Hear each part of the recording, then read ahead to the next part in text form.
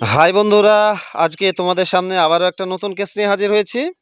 এই ছাগলটি গলায় একটা অ্যাবসেস হয়েছে।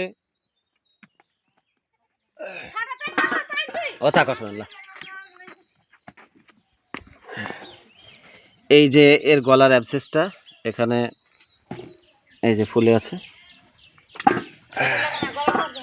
এই যে ফুলে আছে, তোমরা দেখতে পাচ্ছ।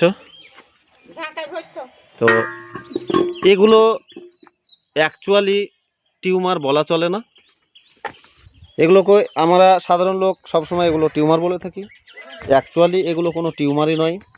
তো এগুলো হয় এর জন্য যে এর বডি যখন পানিকে অ্যাবজর্ব করতে পারে না, তখন এক ধরনের কৃমি হয়ে যায় এবং এতে থেকে এর ফ্লুক তৈরি করে এবং ধীরে ধীরে ওই জায়গাটাতে সুজন বা পানি জমে যায় এবং এটা কৃমির কারণেই হয়ে থাকে।